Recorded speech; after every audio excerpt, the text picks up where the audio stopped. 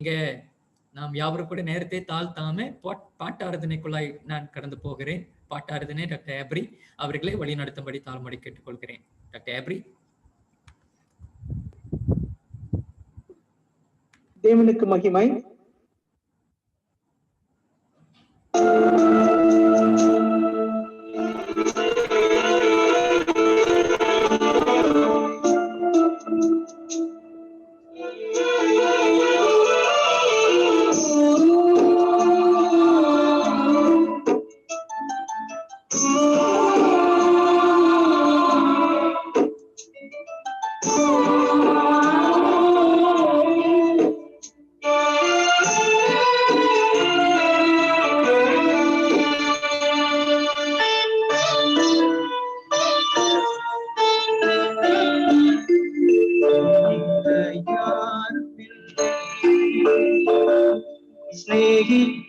ஸ்நேகிச்சவையாருமில்லை ஸ்நேகநாதா எந்த தேவா சீக்கிரம் வாரும் தேவா. ஸ்நேகிக்க யாருமில்லை ஸ்நேகிச்சவையாருமில்லை ஸ்நேகநாதா எந்த தேவா சீக்கிரம் வாரும் தேவா. உலகத்தின் வாழ்க்கையெல்லாம் நிந்தனை கண்ணீருமா. உலகத்தின் வாழ்க்கையெல்லாம் வேதனை கண்ணீருமா. நீரனுக்கு இருக்கையிலே எனக்கொன்றும் குறையும் இல்லை. நீரனுக்கு இருக்கையிலே எனக்கொன்றும் குறையும் இல்லை.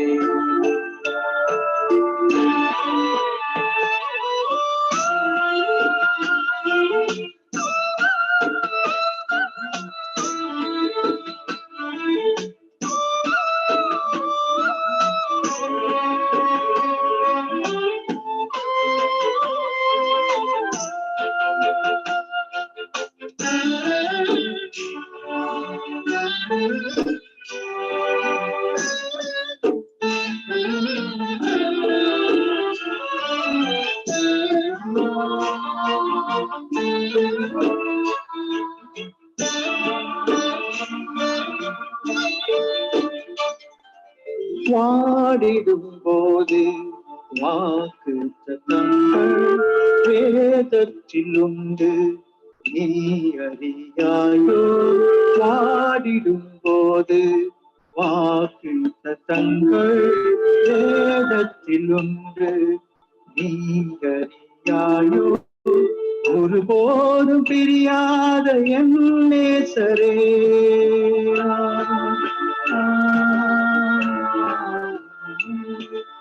ஒருபோதும் பிரியாத என் நேசரே பலியாகி என்னை நீ ரட்சித்திரே.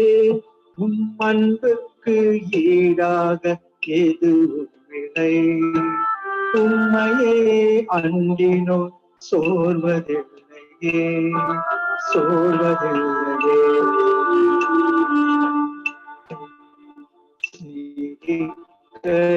யாருமில்லை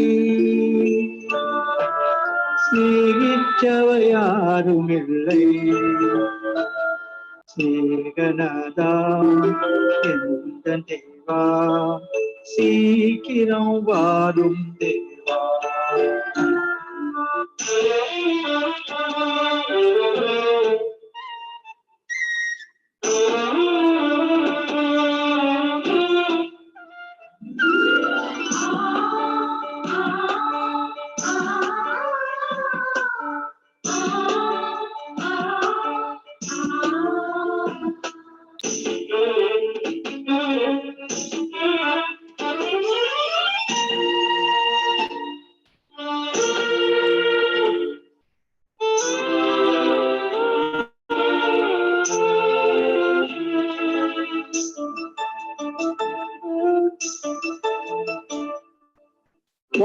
வாழ்க்கையில் துன்பம் வாட்டிடும் போது வல்லவர் இயேசு காத்திடுவாரே.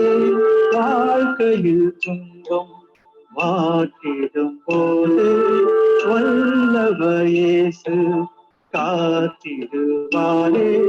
வழுவாது காத்திடும் என் நேசரே.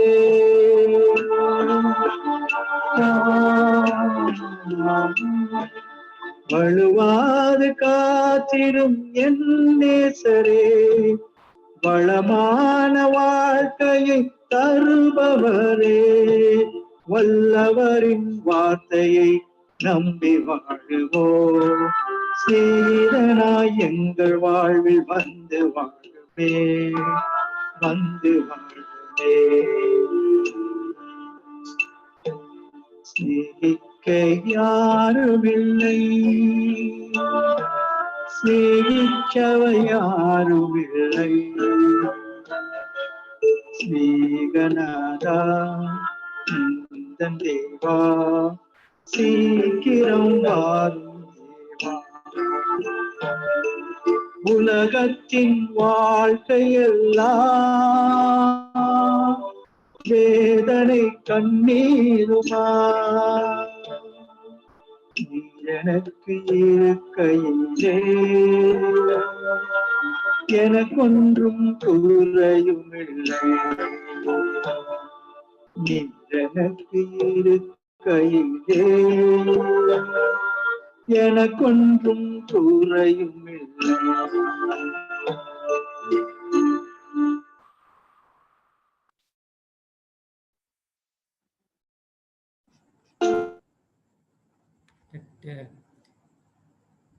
டாக்டர் எப்ரி டேனியல் போய் அவர்களுக்கு திருச்சபை சார்பாக மனமார்ந்த நன்றி தெரிவித்துக் கொள்கிறேன். சிநேகிக்க யாரும் இல்லை, சிநேகநாதர் சீக்கிரம் வாரும். உலக வாழ்வில எல்லாம் வேதனை கண்ணீரா இருக்கும் பொழுது நீர் எனக்கு இருக்கையில எனக்கு எந்த குறையும் இல்லை. ஆமா, உண்மைதான். அவர் நமக்கு இருக்கையில எந்த குறையும் நமக்கு இல்லை. அந்த பாடலுக்காக கர்த்தரை நான் சோத்திருக்கிறேன். Thank you doctor எப்ரி. இந்த வேளையிலே நாம் யாவரும் கூட வேத வாசிப்புக்குள்ளாய் கடந்து போகலாம். வேத வாசிப்பு என்னோட கூட தியானிக்கும்படிக்கு உங்களோட வேதத்தை திருப்பிக் கொள்ளுங்க. இன்றைக்கு வேத வாசிப்பாக எபிரேயர் 12ஆம் அதிகாரம் 10-11 என்ற வசனத்திலிருந்து நாம் தியானிக்க தெரிந்து கொள்வோம். எபிரேயர் 12ஆம் அதிகாரம் 10-11 இந்த வசனத்தை வாசிப்பதற்கு ஹெலன் அவர்களே நான் அழைக்கிறேன். ஹெலன், உங்களுடைய மைக் அன்மியூட் பண்ணிக்கொள்ளுங்க. ஹெலன், உங்களுடைய மைக் அன்மியூட் பண்ணுங்க. அனைவருக்கும் சோஸ்திரம். இன்று வேத வாசிப்பாக எபிரேயர் 12ஆவது அதிகாரம் வசனம் 10-11. அவர்கள் தங்களுக்கு நலம் என்று தோன்றினபடி கொஞ்ச காலம் சிச்சித்தார்கள். இவரோ தம்முடைய பரிசுத்தத்துக்கு நாம் பங்குள்ளவர்களாகும் பொருட்டு நம்முடைய பிரயோஜனத்துக்காகவே நம்மை சிச்சிக்கிறார். எந்த சிச்சையும் தற்காலத்தில் சந்தோஷமாய் காணாமல் துக்கமாய் காணும். ஆகிலும் பிற்காலத்தில் அதில் பழகினவர்களுக்கு அது நீதியாகிய சமாதான பலனை தரும். ஆமென். அதனால சிச்சிக்கப்பட்டவர்கள் அதை சந்தோஷமாக எண்ணும் படிக்கும். பிற்காலத்துல அதனுடைய பலனை நீதியின் சமாதானமாக அதை தரும் என்பதாக வேதம் சொல்ல இருக்கிறது. ஒரு கால் சிச்சிக்கிறதுனால பல பேர் விலகி போறதுக்கும் விழுந்து போகிறதுக்கும் அது ஏதுவா இருக்கலாம். ஆனா அன்பானவர்களே, ஆண்டவர் சிச்சிக்கும் பொழுது அது வேதனைக்குரியதா இருக்கலாம். ஆனா அது தற்காலிகமானது. ஆனா அதோடைய பலன் மேன்மைக்குரியதாக இருக்கிறது என்பதாக இந்த வேத வசனம் சொல்லுகிறது. அதே போலதான் பெற்றோர்கள் தங்கள் பிள்ளைங்களை சிச்சிக்கும் பொழுதோ அது வேதனைக்குரியதா இருக்கும். ஆனா பிற்காலத்துல அது குடும்பத்துக்கு சமாதானத்தை தரக்கூடியதாக இருப்பதாக வேதம் நமக்கு சுட்டி காட்டுகிறது. ஆமென். இந்த வேளையில் இந்த வேத வசனத்துக்காக கர்த்தரை நான் ஸ்தோத்திரிக்கிறேன். எல்லாம் அவர்களுக்கு திருச்சபை சார்பாக மனமார்ந்த நன்றி தெரிவித்துக் கொள்கிறேன். இந்த வேளையிலே நாம் யாவரும் கூட ஜபத்துக்குள்ளா கடந்து போகலாம். இன்றைக்கு ஏற்கனவே 6 குறிப்புகள் உள்ளது. தயவாக இந்த 6 குறிப்புகளுக்காக aunty Sheela, sister Sheela Victor, தயவுசெய்து உங்களோட மைக் அன்மியூட் பண்ணிக்கொள்ளுங்க. Sister Sheela Victor, sister Sheela. அம்மா ஷீலா விக்டர் பிரெஞ்ச் இருந்து நமக்கு வருகை தந்திருக்கிறாங்க. அம்மா உங்களோட மைக் அன்மியூட் பண்ணுங்க. Sister Sheela Victor.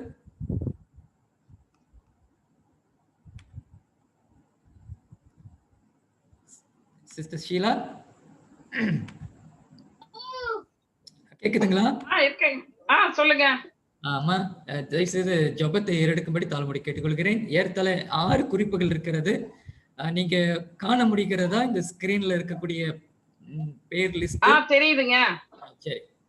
கேன்சர்னால அவதிப்பட்டு கொண்டிருக்கக்கூடிய மேரி பவுல் அம்பிகா அவர்களுக்காகவும் தொடர்ச்சியாக ஜெபத்துல நீங்க நினைவு கூறும்படி கேட்டுக்கொள்கிறேன். அடுத்தபடியாக அந்த நிவார் புயல் காற்றுனால சவுத் தமிழ், தெலுங்கானா, கர்நாடகா மற்றும் ஸ்ரீலங்கா பகுதிகளிலே இந்த புயல் காற்றுனால உடல் சேதம், பொருள் சேதம், உயிர் சேதம் போன்ற காரியத்தினால ஜனங்கள் அவதிப்பட்டு கொண்டிருக்கிறாங்க. அவர்களுக்கு நிவாரணம் கிடைக்கும்படிக்கு ஜெபம் ஏறிடுங்க. அடுத்தபடியாக 3வது இந்த தினத்துல ஆண்டுடைய செய்தி பக்கத்துக்குள் வருபவர் பாஸ்டர் மாணிக்கம் ஜேக்கப் அவர்களுக்காகவும் ஜெபத்துல நினைத்துக் கொள்ளுங்க. அடுத்ததாக சகோதர விமல் உடைய குடும்பத்துக்காகவும் அந்த குடும்பம் இருக்கும்படிக்கும் தயவுசெய்து ஜெபத்துல நீங்கள் வழிநடத்தும். சுல்லான் 9 வயது சிறுவன் லூக்கேமியானால பாதிக்கப்பட்டிருக்கிறான். அந்த சிறுவனுக்காக தயவாக நினைத்துக் கொள்ளுங்க. அடுத்தபடியாக இன்றைய தினத்துல என்னுடைய மகள் ஸ்டெஃபனி அவர்கள் பிறந்த நாள் ஆகியனால தயவாக நீங்க இந்த 6 குறிப்புகளுக்காக ஜெபத்துல தாழ்மையோடு கேட்டுக்கொள்கிறேன். அம்மா இந்த வேளையிலே நாம் யாவரும் ஒரு கணம் தலை தாழ்த்திருந்தால் விக்டர் அவர்கள் ஜெபத்தில் வழி நடத்துவாங்க. ஜெபிப்போமாக.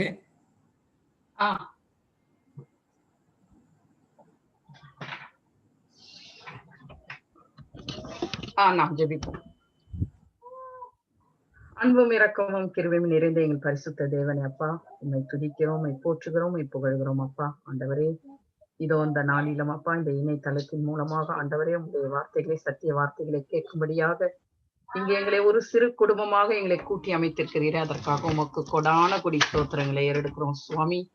ஆண்டவரே, இந்த நிகழ்ச்சியில் ஆண்டவரே நாங்கள் ஒரு நிகழ்ச்சியாக பார்க்காதபடிக்கு ஆண்டவரே இதில் வந்தோம், நாங்கள் சத்தியத்தை அறிந்து கொண்டோம், அதை எங்கள் ஆவிக்குரிய ஜீவியத்தில் நாங்கள் அப்பா பயன்படுத்தி கொண்டு ஆசீர்வாதங்களை பெற்றுக் கொள்வதற்காக ஆண்டவரை வந்தோம் என்ற மன திருப்தியோடு ஆண்டவரை நாங்கள் இங்கே கடந்து செல்ல கிருபை செய்யுங்க. பேசுகிற அடியானை ஆண்டவரை நீர் மறைத்து நீர் எங்களுக்கு வெளிப்படும்படியாகும். கேட்கிற ஒவ்வொரு வார்த்தைகளும் ஆண்டவரை எங்களை இருதயத்தின் ஆழத்தில் பதித்து அதை எங்கள் ஆவிக்குரிய ஜீவியத்தில் நாங்கள் பயன்படுத்தி இன்னும் அதிகமாக நாங்கள் அப்பா விசுவாசத்தில் வளரவும், விசுவாசத்தில் பலப்படவும், இன்னும் நாங்கள் உண்மை நெருங்கி ஜீவிக்கும்படியாக அந்த பரிசுத்த ஜீவியத்தை நீர் எங்களுக்கு தந்தரும்படியாக உங்களை கெஞ்சுகிறோம் சுவாமி. தகப்பனே, நீர் பேச போகிற அடியானை நீரே ஆசீர்வைத்து வழிநடத்துங்கப்பா. அது போல ஆண்டவரே இந்த நேரத்திலும் அப்பா கேன்சர்னால பாதிக்கப்பட்டு இருக்கிற சகோதரி மரிப்போலியும் சகோதரி அம்பிகாவையும் உடைய கரத்துல ஒப்பு கொடுக்கிறோம் தேவனே ராஜா. இந்த சகோதரி ஆண்டவரே அப்பா நீர் தயவாய் சந்திங்க சுவாமி. அப்பா வியாதியோடையும் வருத்தத்தோடும் இருக்கிற இந்த சகோதரிகளுக்கு ஆறுதல் நீராப்பா. ஆண்டவரே, உம்மிடத்தில் தான் நாங்கள் வர முடியும். ஆண்டவரே, உம்மிடத்தில் தான் குணமாக்கும் வல்லமை உண்டு தகப்பனே ராஜா. உம்முடைய வல்லமையை அனுப்பி ஆண்டவரே அந்த சகோதரிகளை நீர் தொட்டு சுகப்படுத்தும்படியாக, பலப்படுத்தும்படியாகும். பலம் உள்ளவனுக்காகவும் பலம் இல்லாதவனுக்காகவும் ஆண்டவரை உதவி செய்கிறது உமக்கு லேசான காரியம் ஆண்டவரே. உம்மால கூடாத காரியம் ஒன்றும் இல்லையப்பா. உம்மிடத்தில் இந்த ஜெபத்தை நாங்கள் வைக்கிறோம், இந்த விண்ணப்பத்தை ஆண்டவரை நாங்கள் வைக்கிறோம் சுவாமி. எங்கள் ஜெபத்தை கேட்டு நீர் எங்களுக்கு பதில் கொடுக்க போவதற்காக நன்றி செலுத்துகிறோம் அப்பா. அது போல ஆண்டவரே இந்த நிவர் புயலினால பாதிக்கப்பட்டு இருக்கிற ஒவ்வொரு மக்களையும் ஆண்டவரை தமிழ்நாட்டிலையும் கேரளாவிலையும் ஆந்திராவிலையும் இன்னும் எங்கெல்லாம் ஆண்டவரை மக்கள் பாதிக்கப்பட்டு இருக்கிறார்களோ அவர்களை நீர் தயவாய் சந்திக்கும்படியாக முதல் கெஞ்சுகிறோம் சுவாமி. திக்கற்றவர்களுக்கு சகாய நீரே ஆண்டவரை தகப்பனே ராஜா. அவர்களை அப்பா தேவைகளை நீர் சந்திங்க. அவர்களுடைய பாதிப்புகளிலிருந்து ஆண்டவரை நீர் அப்பா எல்லாவித தேவைகளையும் நீர் சந்தித்து ஆறுதலை தந்து அவர்களை வழிநடத்தும்படியாக உங்களை கெஞ்சுகிறோம் அப்பா. அது போல ஆண்டவரே இந்த விமல் சகோதரனையும் உங்களுடைய கரத்துல ஒப்பு கொடுக்கிறோம். சமாதானத்தின் தேவன் தாமே அந்த குடும்பத்துல சமாதானத்தை தந்து வழிநடத்துங்க சுவாமி.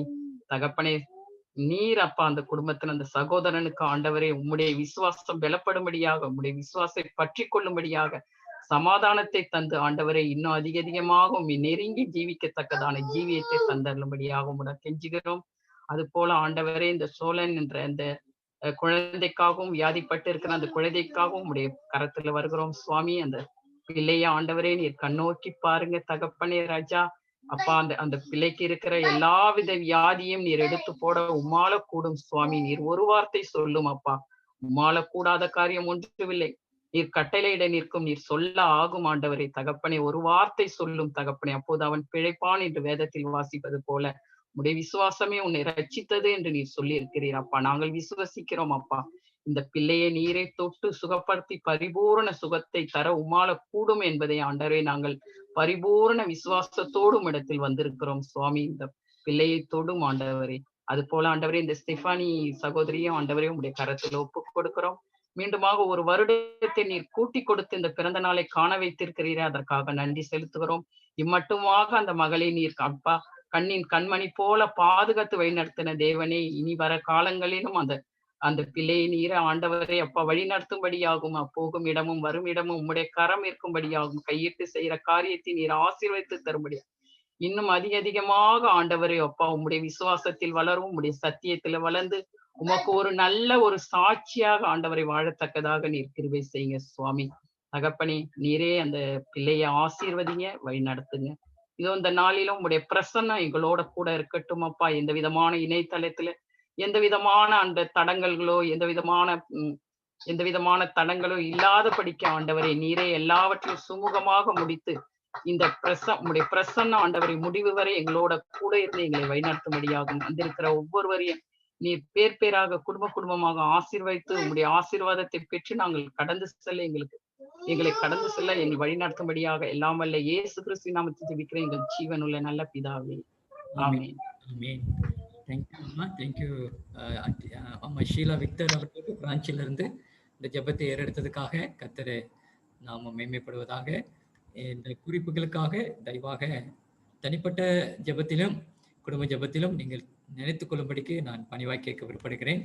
இந்த வேளையிலே நாம் யாவரும் கூட விசேஷ பாடலை பாட வருபவர் பிரதர் சுந்தர் ராஜ் அவர்கள். பிரதர் சுந்தர் இந்த வேலையில நமக்காக ஒரு விசேஷ பாடலை பாடுவார்.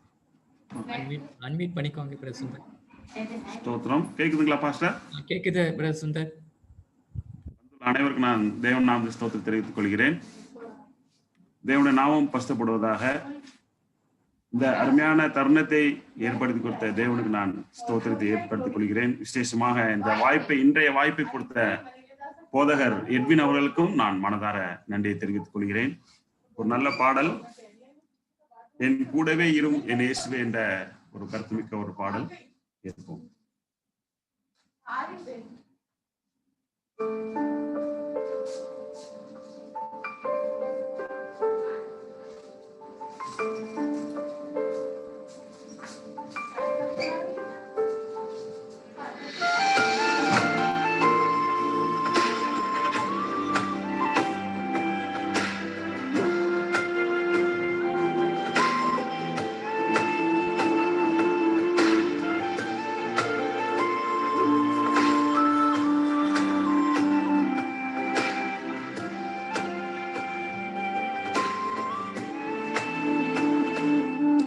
என் கூடவே இரும் ஓ இயேசுவே, நீர் இல்லாமல் நான் வாழ முடியாது. என் பக்கத்திலே இரும் ஓ இயேசுவே, நீர் இல்லாமல் நான் வாழ முடியாது. என் கூடவே இரும் ஓ இயேசுவே, நீர் இல்லாமல் நான் வாழ முடியாது. என் பக்கத்திலே இரும் ஓ இயேசுவே, நீர் இல்லாமல் நான் வாழ முடியாது.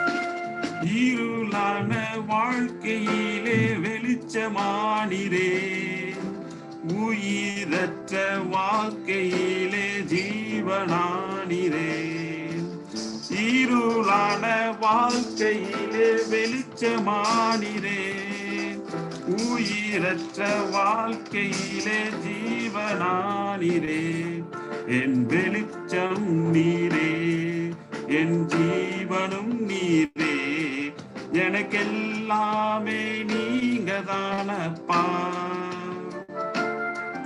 என் வெளிச்சம் நீரே, என் ஜீவனும் நீரே, எனக்கெல்லாமே நீங்க தானப்பா,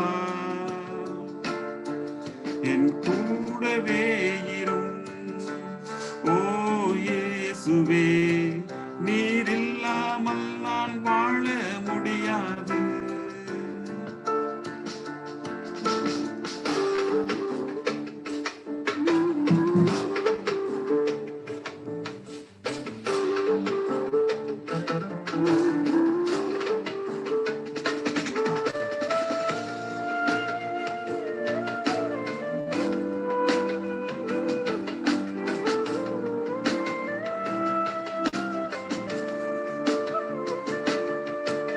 கண்ணை சிந்தும் நேரத்தில் நீ தாயுமானிரே, காயம் பட்ட நேரத்தில் நீ தகப்பனானிரே, கண்ணை சிந்தும் நேரத்தில் நீ தாயுமானிரே, காயம் பட்ட நேரத்தில் நீ தகப்பனானிரே, என் அம்மாவும் நீரே, என் அப்பாவும் நீரே, எனக்கெல்லாமே நீங்க தானப்பா, என் அம்மாவும் நீரே, என் அப்பாவும் நீரே, எனக்கெல்லாமே நீங்க தானப்பா, என் கூடவே இரும் ஓ இயேசுவே, நீர் இல்லாமல் நான் வாழ முடியாது.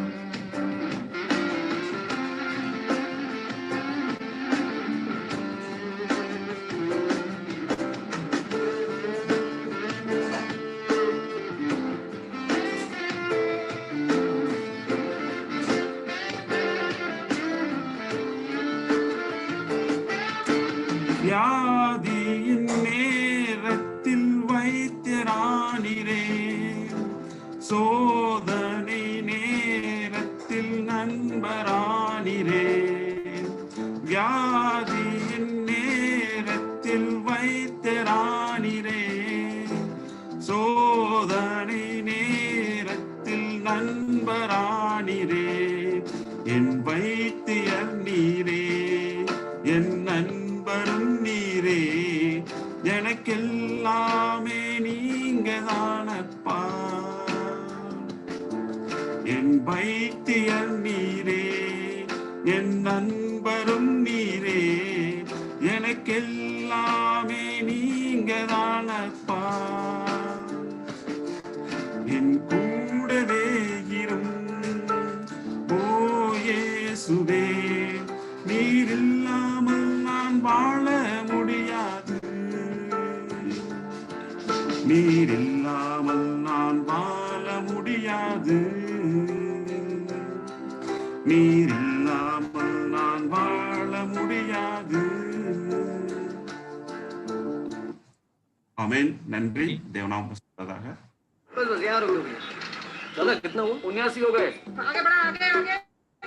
இந்த பாடலுக்காக கர்த்தரை நான் ஸ்தோத்திரிக்கிறேன்.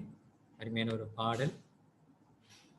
என் கூடவே இரும் ஓ இயேசுவே, என் பக்கத்தில் இரும் ஓ இயேசுவே, நீர் இல்லாமல் நான் வாழ முடியாது என்ற இந்த பாடலுக்காக கர்த்தரை நான் ஸ்தோத்திரிக்கிறேன். பிரதர் சுந்தர் ராஜ் அவர்களுக்கு சபையின் சார்பான மனமார்ந்த நன்றி தெரிவித்துக் கொள்கிறேன். இந்த வேளையிலே நாம் யாவரும் கூட இன்றைய தினத்தில் பாஸ்டர் மாணிக்கம் ஜேக்கப் வேல்ஸ் யூகேயிலிருந்து நமக்கு ஆண்டுடைய செய்தியை பகிர்ந்து கொள்ளும்படிக்கும் இந்த தருணத்தை அவர்களுக்கு இடத்துல ஒப்படைக்கும் முன்பாக அவரே நான் இந்த வேலையில வரவேற்றுக் கொள்கிறேன். பாஸ்டர் மாணிக்கம் ஜேக்கப் அவர்களிடத்தில் தொடர்பு கொள்ளும் பொழுது அவரை இந்த தருணத்தை நமக்கு கொடுத்து அவருடைய செய்தியை பகிர்ந்து கொள்ளும்படிக்கும் இந்த வேலையிலே இந்த நேரத்தை அவரிடத்தில் ஒப்படைக்கிறேன். கர்த்தர் தாமே அவரும் ஒரு குடும்பத்தையும் அவர் செய்கிற ஊழியத்தையும் கர்த்தர் ஆஸ்வதிப்பாராக. Pastor, the time is yours. உங்கள் யாவருக்கும் கிறிஸ்து இயேசுவின் நாமத்தினாலே நான் வாழ்த்துதலையும் நன்றி தெரிவித்துக் கொள்கிறேன். அருமையான வாய்ப்பினை கொடுத்த அருமை போதகர் அவர்களுக்கு இந்த கூட்டத்தின் சார்பாக நான் நன்றியையும் வாழ்த்துதலை தெரிவித்துக் கொள்கிறேன். தேவன் தாமே விசேஷ வண்ணமாக இந்த காலகட்டங்களிலே இப்படிப்பட்ட ஒரு நல்ல கூட்டங்களை நடத்தும்படியாக கற்றுக் கொடுத்த அந்த மாபெரும் கிருபைக்கு என்று சொல்லுகிறேன். இடத்துல மாய மந்திர கோலோ அல்லது மற்ற விதமான இதெல்லாம் கிடையாது. வேதத்திலிருந்து என்ன காரியங்கள் கொடுக்கப்பட்டிருக்கிறதோ அந்த காரியங்களை மாத்திரம் நான் உங்கள்கிட்ட சொல்லி இன்றைக்கு நாளுக்கான தலைப்பினை நான் உங்களோடு பகிர்ந்து கொள்ள வேண்டும் என்று ஆசைக்கிறேன். How to discipline children. குழந்தைகளை எப்படி ஒழுங்குபடுத்துவது அல்லது அவர்களை எப்படி வளர்ப்பது, இதுதான் நம்முடைய இந்த நாளினுடைய தலைப்பு. கர்த்தர் நிச்சயமாக ஆவியானவர் மூலமாக நமக்கு வெளிப்படுவாராக.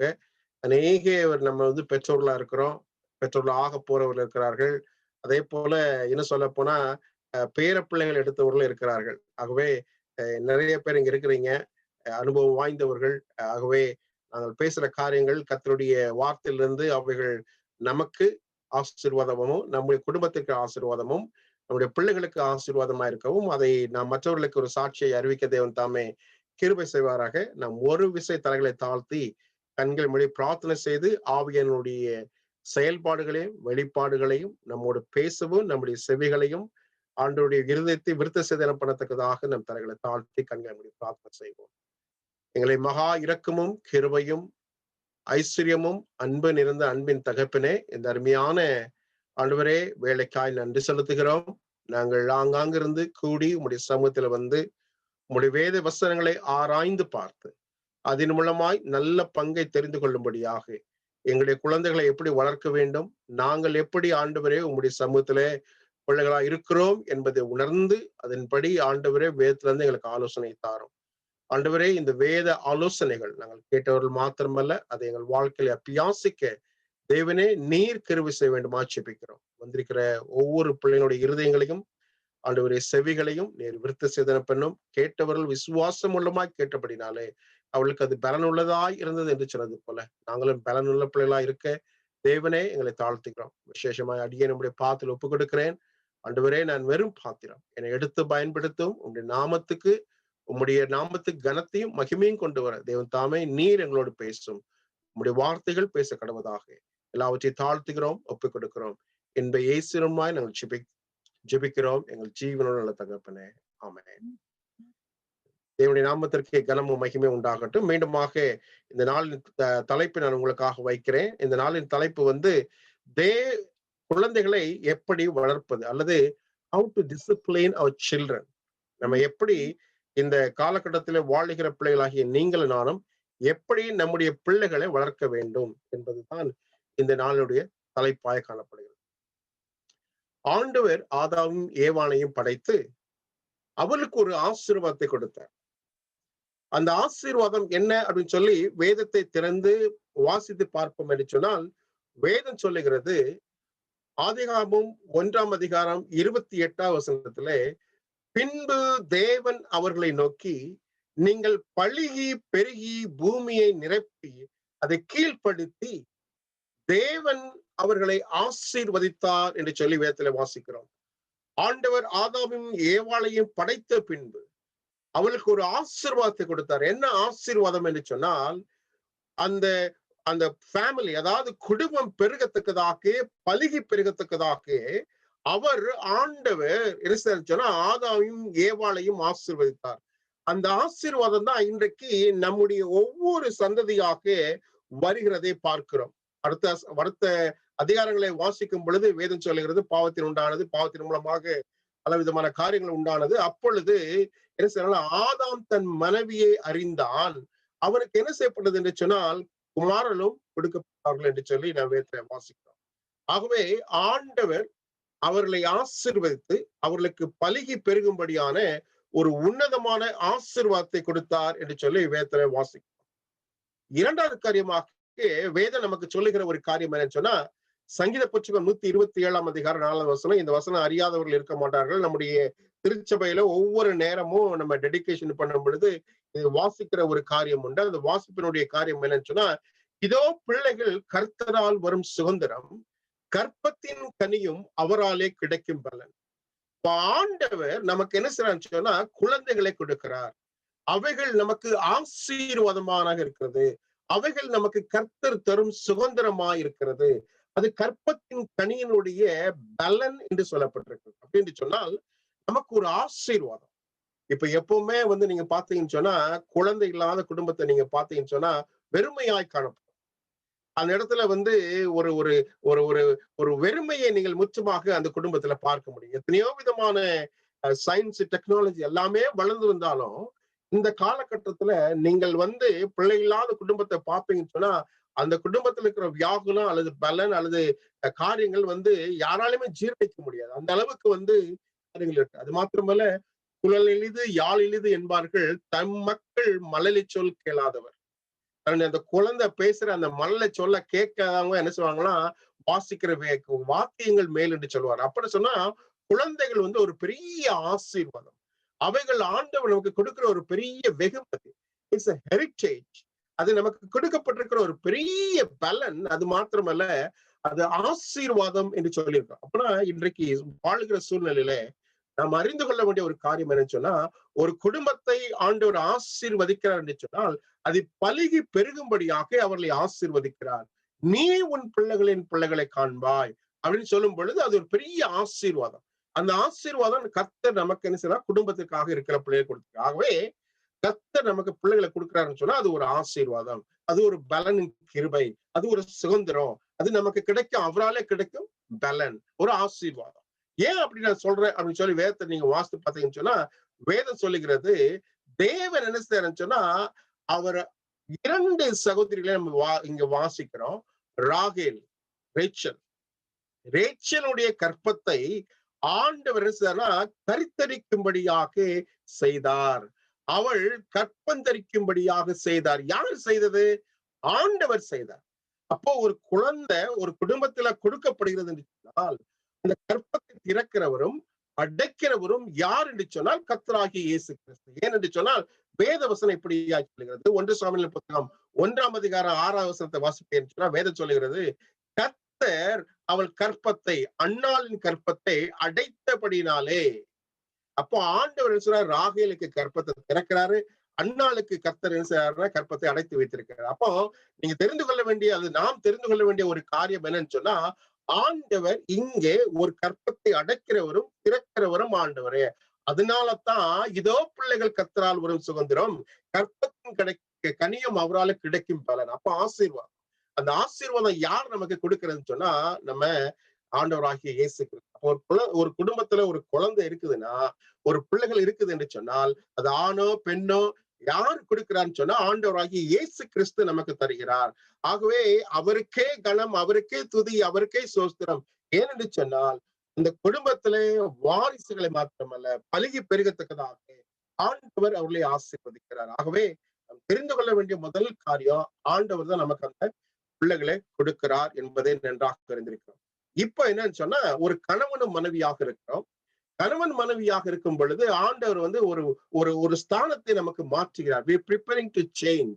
எப்படின்னு சொன்னா, ஒரு தகப்பனாக மாறுகிறோம், ஒரு தாயாக மாறுகிறோம். எப்பொழுது என்று சொன்னால், ஒரு குழந்தை கற்பம் தரிக்கப்படும் பொழுது அவன் தகப்பனாக மாறுகிறான், என்ன செய்றார், இன்னொருத்தர் தாயாக மாறுகிறான். சோ நம்முடைய வாழ்க்கையினுடைய பருவத்தை ஆண்டவர் மாற்றுகிறார், ஒரு உன்னதமான ஆசீர்வாதத்தை நமக்கு தருகிறார். ஆகவே கர்த்தர் நமக்கு அந்த பிள்ளைகளை கொடுக்கும் பொழுது ஒரு ஆசீர்வாதம், நம்முடைய வாழ்க்கையிலே அது ஒரு ஒரு அடுத்த படிக்கு கடந்து செல்லக்கூடிய ஒரு காரியத்துல இருக்கணும். நீங்க உலகத்துல வேற எந்த ஒரு காரியத்தெல்லாம் எடுத்துக்கலாம், எப்பொழுது ஒரு குழந்தை இல்லையோ அப்பொழுது நம்ம தகப்பனும் தாய்மாய் மாறுவதற்கு வாய்ப்புகள் இல்லை. ஆனால் எப்பொழுது இந்த தகப்பனாய் தாயாய் மாறுகிறோம் என்று சொன்னால் ஆண்டவர் நமக்கு பிள்ளைகளை கொடுக்கும் பொழுது, ஆகவே இந்த பிள்ளைகளை கர்த்தர் தருகிறார். அது நமக்கு ஆசீர்வாதமா இருக்கு. அதன் மூலமா, இந்த ஆசீர்வாதத்தின் மூலமாக நம்ம என்ன செய்யறோம், இதை பெற்றுக் கொள்ளுகிறோம் என்பதை பார்க்கிறோம். இப்ப தெரிந்து கொள்ள வேண்டிய ஒரு காரியம் என்ன சொன்னா, the birth of a child is a radical change for the parents. ஒரு திடீர் மாற்றத்தை அந்த குடும்பத்துல ஆண்டவர் உருவாக்குகிறார். அந்த உருவாக்குதல் மூலமாக அங்க பெற்றோர்களுக்கு சந்தோஷம்.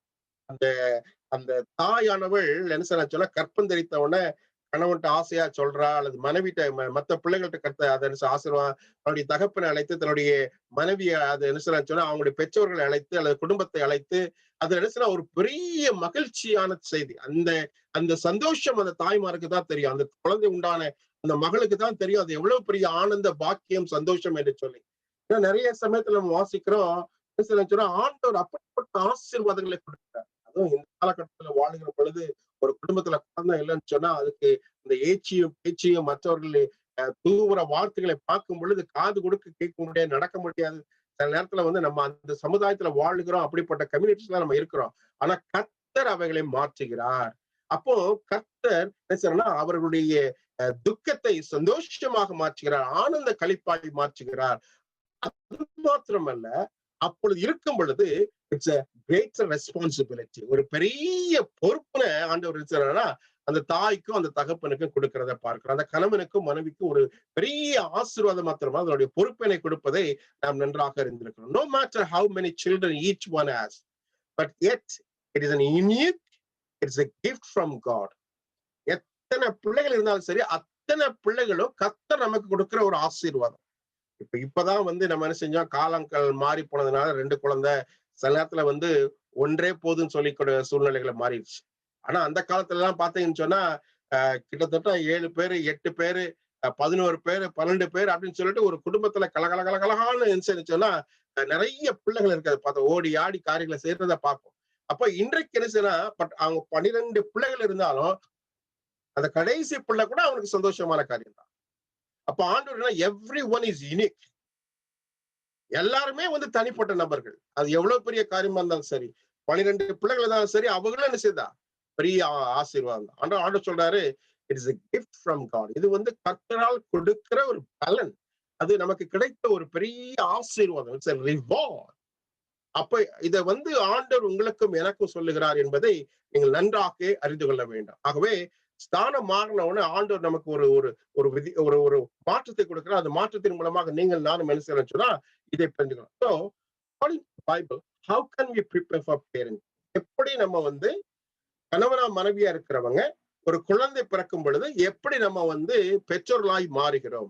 How we became parenting. நாம how can we just do parenting? How can we prepare ourselves for parenting? எப்படியாக நம்மளை ஆயத்தப்படுத்திக் கொள்ள வேண்டும், என்னென்ன காரியங்களை செய்ய வேண்டும்? வாழ்க்கை என்பது எல்லாத்தையும் படிச்சுட்டு போய் உட்கார்றது கிடையாது. It's a learning process. It's a classroom. இது நமக்கு நான் ஒருவேளை இங்க உட்கார்ந்து எல்லா காரியத்தை செய்யலாம், பட் சொன்னாலும் நம்முடைய வாழ்க்கையினுடைய அனுபவங்கள் வேறமா இருக்கும். நாங்க சொல்றதுக்கும் உங்களுடைய வாழ்க்கைக்கு சில நேரத்துல வேற ஏதாவது காணப்படும். ஏன்னு சொன்னா ஒவ்வொரு குழந்தைக்கும் வித்தியாசமான குழந்தை, ஒவ்வொரு பேரண்டிங் இஸ் டிஃபரெண்ட் பேரண்டிங் எப்படியாக இருக்கும் என்பது நமக்கு. ஆனா கற்றுக்கொள்ளுகிற பாடம் என்ன, காமன் பேசிக் ஃபவுண்டேஷன்ஸ். அது என்ன சொன்னா சமதனமான ஒரு காரியங்கள் இருக்குது. அந்த காரியங்களை கற்றுக்கொண்டோம் என்று சொன்னால் அதன் மூலமாக எல்லா காரியங்களை மனுஷரை சரிப்படுத்திக் கொள்ள முடியும். இதுதான் வேதம் தரும் ஆலோசனை, ஆவியானவர் நமக்கு தரும் ஆலோசனை, சத்தியம் நமக்கு கொடுக்கும் ஆலோசனை, வேற ஒன்றுமே அல்ல. அப்படின்னு சொன்னா இதுக்கு மாயமோ மந்திரக்கோலோ அப்படி எல்லாம் கிடையாது. இது என்னன்னு சொன்னா லேர்னிங் கர்வ்.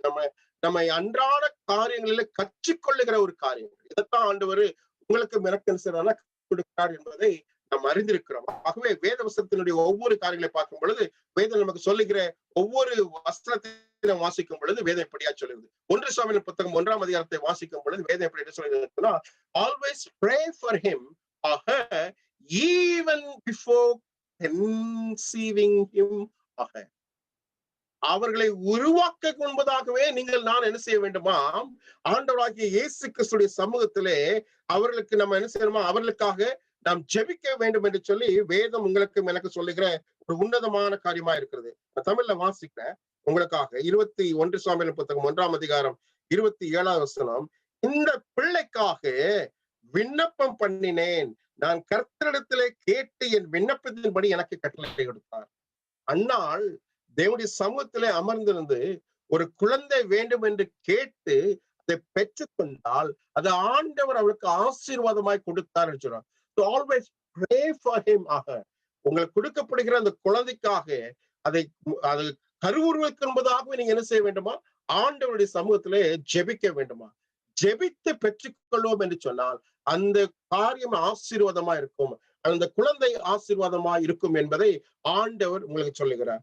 மீண்டுமாய் நம்ம நியாயாதிபதியின் புத்தகம் 13ஆம் அதிகாரம் 7ஆம் வசனத்தை வாசிப்போம் என்று சொன்னால் ஆண்டவர் விசேஷமாக இருக்கிறார் சொன்னா இங்கு சிம்சோனுக்கு ஆண்டவர் கொடுக்கிற ஒரு உன்னதமான நோக்கம், விசேஷமாக அங்க மனோவுக்கு ஆண்டவர் கொடுக்கிற ஒரு உன்னதமான காரியம் என்பதை நீங்கள் நானும் நன்றாக அறிந்திருக்கிறேன். உங்களுக்காக நான் வாசிக்கிறேன்.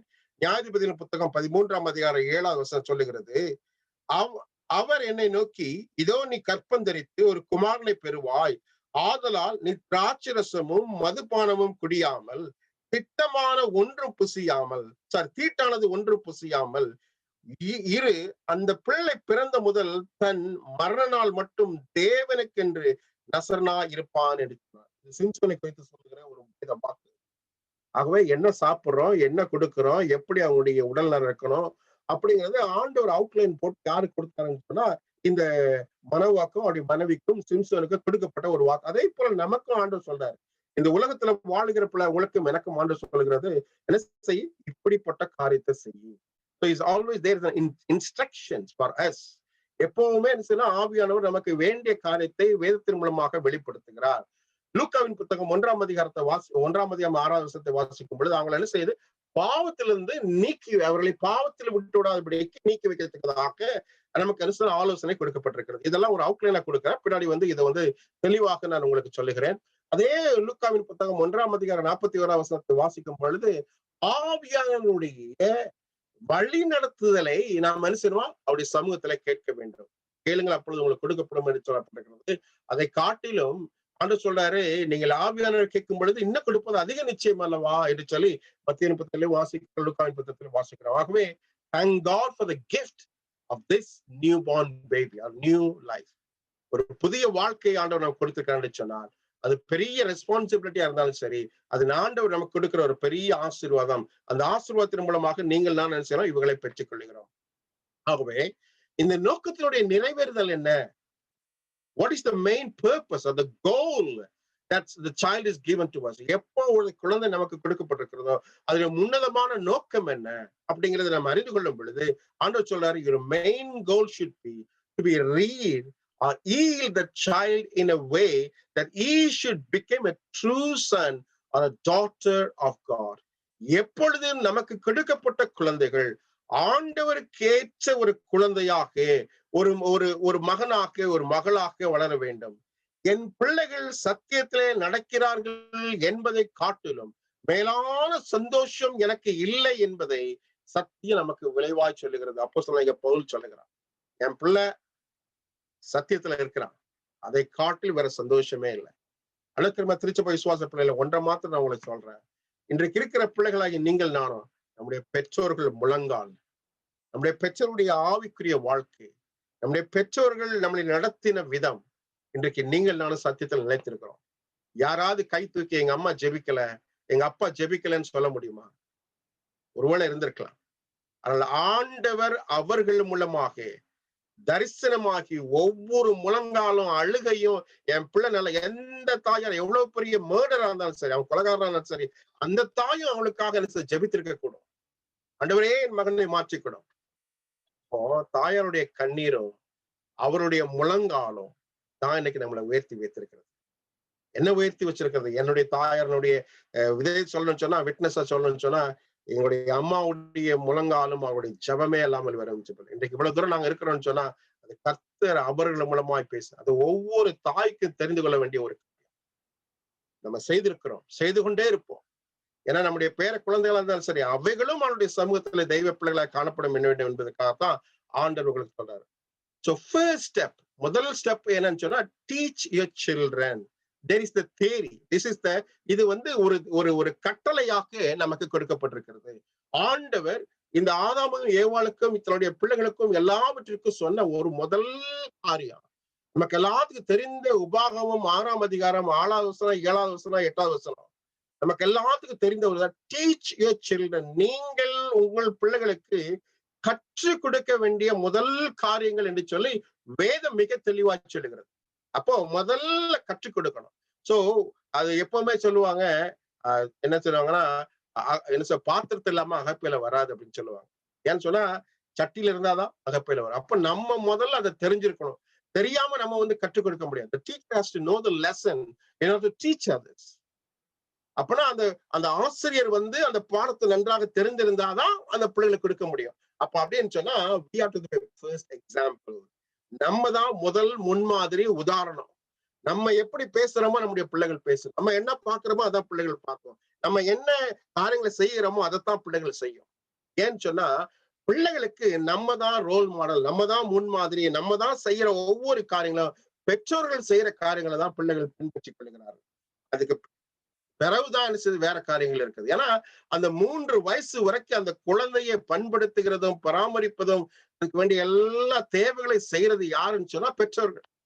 அப்ப பெற்றோர்களாகி நீங்களும் நானும் நம்ம என்ன சொன்னா பிள்ளைகளுக்கு என்னத்தை கற்றுக் கொடுக்கிறோம் என்பதை மிக ஞானமாக கற்றுக்கொள்ள வேண்டும். ஒன்னே ஒண்ணு சொல்லுறேன், நம்ம வளர்ந்த விதம் வேற, நம்ம வளர்க்கிற விதம் வேற. நம்ம வளர்ந்த விதம் வந்து என்ன செய்ய சொன்னா எப்படி இல்லாம கஷ்டப்பட்டு நஷ்டப்பட்டு அங்க போய் இங்க போய் பாடுபட்டு அதை செய்து இதை செய்து எப்படியே தத்தி தவழி என்ன சொன்னா ஆள்களை மூழ்கின மாதிரி தத்தளித்து அப்படியே நம்ம பாடத்தை கற்றுக்கொண்டோம். அப்படியே மேல எப்படியோ கடைசியில கர்த்தர் ஆசீர்வதித்தா நம்ம மேல வந்துட்டோம். ஆனா இன்றைக்கு நம்முடைய பிள்ளைகள் எல்லாவற்றையும் மறந்திருக்கலாம். ஆனா அது வளர்க்க முடியாத சிரமங்கள் எவ்வளவு இருக்குதுன்னு சொல்லி என்னுடைய காரியத்தை என்னுடைய வாழ்க்கையில இருந்து நான் சொந்த அனுபவத்துல இருந்து நிறைய காரியங்களை சொல்ல முடியும். நான் வளர்ந்த விதம் வேற, என்னுடைய பிள்ளைகளை நான் வளர்க்கிற விதம் வேற. ஏன்னு சொன்னா வேற சூழ்நிலைகள், வேற கல்ச்சர், வேற ட்ரெஸ், வேற மாடர்ன் வேர்ல்டு, அது மாத்திரமல்ல கேட்ஜெட்ஸ் உலகம். இந்த உலகத்தினுடைய ஒவ்வொரு காரியங்களை பார்க்கும் பொழுது எப்படி இந்த குழந்தைகளை வளர்க்க போறோம்னு சொல்லி அல்லாடி கொண்டிருக்கிற சூழ்நிலை தான் ஆண்டவர் ஆவியானவர் மூலமாக நமக்கு சொல்லுகிற இந்த மேன்மையான சத்தியம். இந்த சத்தியத்தை பிடித்துக் கொள்வோம் என்று சொன்னால் நிச்சயமா கர்த்தர் நமக்கு என்ன செய்வாரை, அவர்களை நன்மையாய் செய்து காட்டுவார். இந்த சூழ்நிலையில வளர்க்க முடியாத ஒன்று. அப்படி வளர்க்க முடியாது இருந்தா நமக்கு வந்து பிள்ளைகளை கொடுக்க மாட்டார் ஆண்டவர். அது ஆண்டவர் கொடுக்கிறார் என்று சொன்னால் God knows our potential. எந்தற்கு எத்தனை தாளந்து போதும் அப்படின்னு சொல்லி ஆண்டவர் அறிந்திருக்கிறார். அந்த அறிந்தது மூலமாக இந்த காரியங்களை கொடுக்கிறார். ஆகவே ஒருவேளை காலங்கள் சூழ்நிலைகள் மாறி இருந்தாலும் அதே பண்பாடு தான், அதே காரியங்கள் தான். ஆனாலும் நம்ம வளர்க்க வேண்டிய விதத்துல வளர்க்கலன்னு சொன்னா நம்ம தான் கஷ்டப்பட போறோம். அதைத்தான் ஆண்டவர் சொல்றாரு, நீ உன் பிள்ளைகளுக்கு கருத்தாய் போதித்து, teach them diligently. கருத்தாய் போதிக்கணும். நீ படுத்திருக்கும் பொழுதும் எழுந்திருக்கும் பொழுதும் வழி நடத்திருக்கும் பொழுதும் நினைச்சு அவங்களை குறித்து பேசு. நான் பெருமைக்காக சொல்லல, என்னுடைய சாட்சிக்காக நான் சொல்லுகிறேன். என்னுடைய மகள் சின்ன மக படுக்க போறதுக்கு முன்னாடி நான் எல்லா கதையும் ஒவ்வொன்றாக வேதத்தினுடைய அடிப்படையில எல்லா ஸ்டோரிஸும் அவளுக்கு சொன்னேன். அதே மாதிரி அவ தூங்குவமான தோல்ல தான் போட்டுட்டு அவளை நினைச்சு வேணா பாட்டு பாடிட்டே தூங்க வைப்பேன். திருப்பாத நம்பி வந்தேன், தேவனை நான் உமது அண்டையில், இத மாதிரி இயேசுவை பழைய பாடல்கள், நிறைய பாடல்கள். அது மாத்திரமல்ல நம்முடைய இந்த சியோன் இணைக்குது எல்லாவற்றையும் அவளுக்கு வந்து இன்னைக்கு அவ ஒருவேளை இந்த சூழ்நிலை இருந்தாலும் she knows all the songs, all the stories of the Bible. I'm not very ashamed to say that, but I'm very proud to say this. ஏன்னு சொன்னா ஆண்டவரை குறித்து நம்ம கற்றுக் கொடுப்போம் என்று சொன்னால் அந்த சிறு வயசுல அவங்களுக்கு கற்றுக் கொடுத்துட்டோம்னு சொன்னா they're like a sponge. அவங்க ஒரு பஞ்சை போல அவங்ககிட்ட போய் அந்த தண்ணியை ஊத்தாச்சுன்னு சொன்னா அப்படியே அமைத்து பிடிச்சுக்குவாங்க. ஆகவே நீங்கள் நானும் கற்றுக் கொடுக்க வேண்டியதை கற்றுக் கொடுக்க வேண்டும்.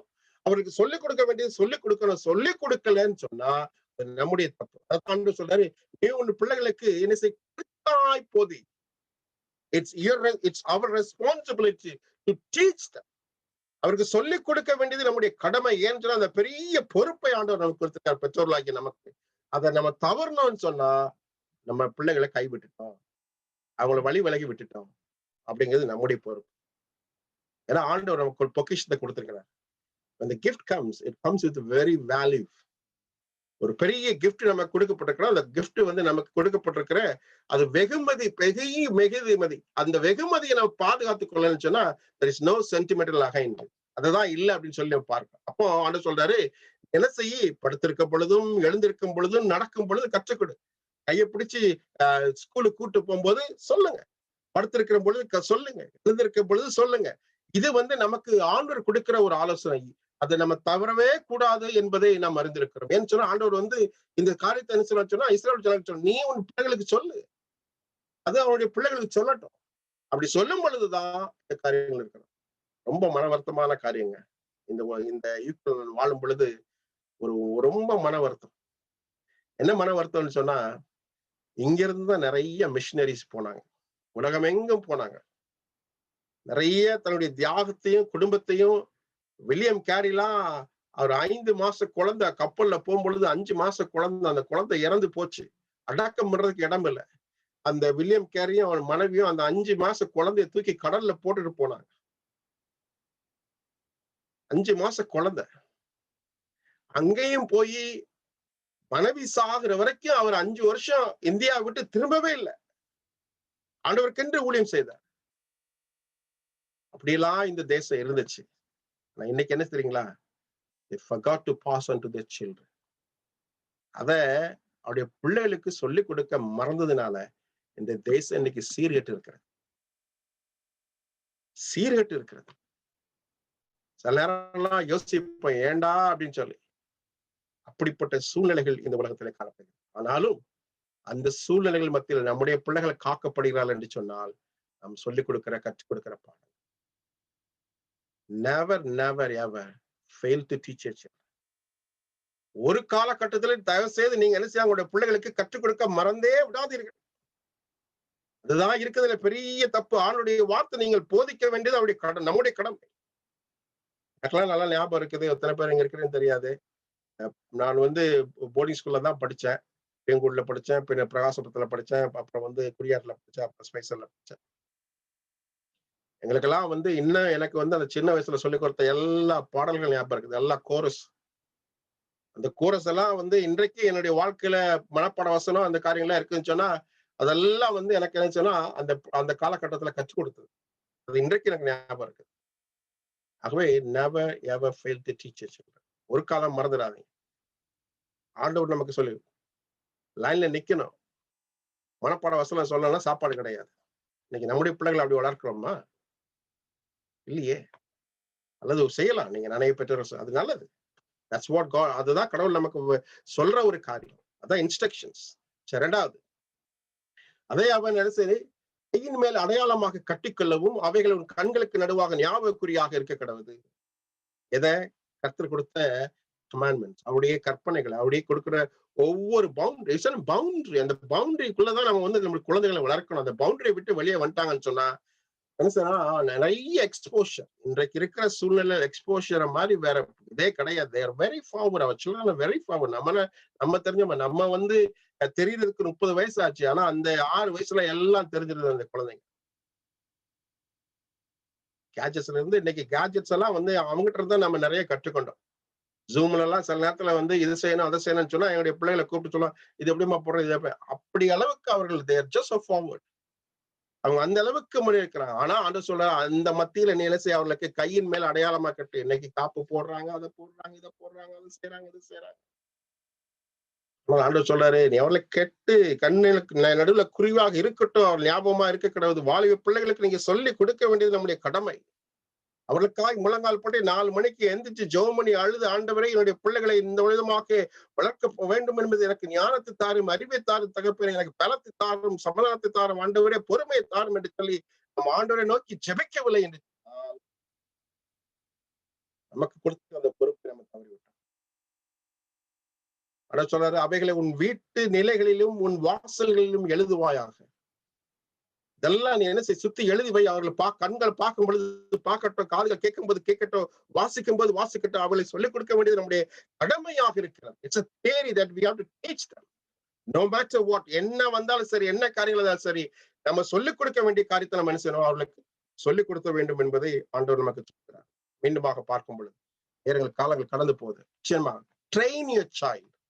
முதல்ல சொன்ன டீச் யுவர் சைல்ட். டீச் அப்படிங்கிறது வந்து கேரி. ட்ரெயின் அப்படின்னு சொன்னா அவங்களுக்கு கற்றுக் கொடுக்க வேண்டும். இப்போ நிறைய பேர் நமக்கு வந்து தெரியும், டீச்சர்ஸ் ட்ரைனிங் அல்லது வகுப்புல ட்ரைனிங் அல்லது பிராக்டிக்கல் தனியா இருக்குது, தியரி தனியா இருக்குது. படிக்கிற பிள்ளைகளுக்கு, பெற்றோர்களுக்கு நமக்கும் அப்படிப்பட்ட காரியங்கள் இருக்குது. இதெல்லாம் வந்து நமக்கு என்னத்தை சொல்லி தருதுன்னு சொன்னா, we have to train our children. அவங்களுக்கு என்ன செய்யணும் சொன்னா நடக்க வேண்டிய வழிகளை காட்ட வேண்டும். சில நேரத்துல உட்கார்ந்து அவங்களுக்கு ஆலோசனை சொல்லும் பொழுது, சில நேரத்துல நமக்கு தாய்மார்கள் இருக்கிறோம், அவங்களுக்கு குறிப்பிட்ட பருவம் வரும் பொழுது என்ன சொன்னா எப்படி என்ன காரியங்களை செய்ய வேண்டும் என்று சொல்லி நாம் அவர்களுக்கு கற்றுக் கொடுக்க வேண்டும். ஆண்டவராகிய இயேசு கிறிஸ்துவுடைய தகப்பனார் யோசேப்பு வந்து அவனுக்கு தச்சு தொழிலை கற்றுக் கொடுத்தார். அந்த குடும்பத்தினுடைய தொழில் அப்படியே இருக்கிறத நம்ம பார்க்கிறோம். அதே போல நிறைய காரியங்கள் நம்ம நம்ம கொடுக்க வேண்டியது நம்முடைய காரியம். எங்க போகணும், என்ன காரியங்களை செய்யணும், எதை கேட்கணும், எதை பார்க்கணும், எதை பார்க்க கூடாது, எதை செய்யக்கூடாது, எதை செய்யக்கூடாது அப்படிங்கிறத நாம் அவர்களுக்கு கற்றுக் கொடுக்க வேண்டும். நான் செய்யாம போய் நம்ம அவருடைய பிள்ளைகளை செய்ய கேட்க முடியாது. நான் இதைத்தான் செய்யணும்னா இதைத்தான் செய்யணும். அப்படி செய்யும் பொழுதுதான் நம்முடைய பிள்ளைகள் அதில் நடப்பார்கள். இப்ப நம்மளே ஒரு தப்பு செஞ்சுட்டு நம்முடைய பிள்ளைகளை செய்யாம இருக்குமா? இருக்கா? ஏன்னா நம்ம முன்மாதிரியா இல்லை. அப்ப ஆண்டவர் சொல்றாரு, ட்ரெயின் யுவர் சில்ட்ரன். நீ அவளுக்கு என்ன செய்யணும் சொன்னா கற்றுக் கொடு. என்ன காரியம் வந்தாலும் கற்றுக் கொடு. ஹோம்ஒர்க் தெரியலையா, உட்கார்ந்து அவர்களை பக்கத்துல உட்கார்ந்து நீங்க ஆலோசனையாக அவளுக்கு வேண்டிய காரியங்களையோ அல்லது கிளீன் பண்ற காரியங்களையோ அல்லது நடக்கிற காரியங்களையோ அல்லது செய்யற காரியங்களையோ அல்லது படிக்கிற காரியங்களிலோ எதா இருந்தாலும் சரி உட்கார்ந்து கற்றுக் கொடுக்க வேண்டியது நம்ம கடமை. அந்த காலத்துல எல்லாம் குடும்ப தொழில்னு ஒண்ணு இருக்கும். அந்த குடும்ப தொழில வந்து தன்னுடைய பிள்ளைகளுக்கு எப்படியாவது கற்றுக் கொடுத்துக்கணும்னு சொல்லிட்டு அவங்க வந்து பரம்பரையா அந்த தொழில் அப்படியே போயிச்சே இருக்கும். 3ஆம் தலைமுறை 4ஆம் தலைமுறைக்கு அவங்க கற்றுக் கொடுக்குறாங்க. தொழிலுக்கே அந்த காரியம் சொன்னா ஆவிக்குரிய வாழ்க்கையில நாம் என்னத்தை கற்றுக் கொடுத்திருக்கிறோம்? ஆண்டவர் கருமையா திருச்ச போய் சுவாசப்பிள்ளைல ஒன்றை மாத்திர சொல்றேன். இந்த உலகத்துல என்ன கொடுக்குறீங்களோ கொடுக்கலையோ, நம்முடைய பிள்ளைகளுக்கு நாம் ஆண்டவர் கொடுக்கிற பொக்கிஷங்களை அந்த பரலோகத்தை வெகுமதியாக கொடுக்கவே என்று சொன்னால் we forgot to train them. நம்ம என்ன செஞ்சிட்டோம்? அவர்களை கற்றுக் கொடுப்பதற்கு மறந்து போயிடும். ஆகவே நாம் அதை கற்றுக் கொடுக்க வேண்டியது அவருடைய பிள்ளை. ஆண்டவனை நான் நடக்க வேண்டிய வழியிலே நடத்து, அவன் முதிர் வயதானாலும் அதை விடாது இருப்பான். எத்தனை பேர் வழி தப்பி போயிருக்கிறாங்க. ஆனா கடைசியில் என்ன செய்வாங்க? குத்தி கட்டி போய் திரிஞ்சு அலைஞ்சு மறுபடியும் என்ன செய்வான்னு சொன்னா ஆண்டவரேன்ட்டுதான் வருவான். ஏன்னு சொன்னா அவனுக்கு கொடுக்கப்பட்ட விதை அந்த மாதிரி, அவனுக்கு போடப்பட்ட ஃபவுண்டேஷன் அந்த மாதிரி, அஸ்திபாரம் அந்த மாதிரி. அதனால அவன் எவ்வளவு தூரம் போனாலும் சரி, அவன் எவ்வளவு பாவத்துக்கிட்ட வாழ்ந்தாலும் சரி, அவனுடைய இக்கட்டுல இருந்தாலும் சரி, கடைசியா வந்து நிற்கிற ஒரு காலகட்டம் எங்கன்னு சொன்னா அவனுடைய வாழ்க்கையினுடைய வீடாக இருக்கும். அவனுடைய கதை அதைத்தான். ஆனாலும் ஆண்டவர் சொல்றாரு, கற்றுக் கொடுக்க வேண்டியது நீ செய்ய தவறணும்னு சொன்னா நம்ம தான் பொறுப்பு. ஆகவே teach your children, train your children அப்படி சொல்லி வேதம் நமக்கு சொல்லுகிறது.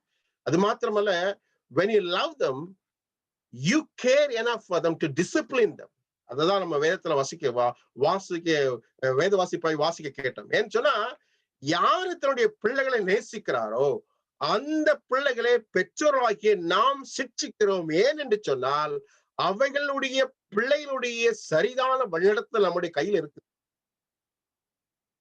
நம்ம டிசிப்ளின் பண்ணலன்னு சொன்னா எப்பவுமே நம்ம சொல்றோம் தாயை போலதான்.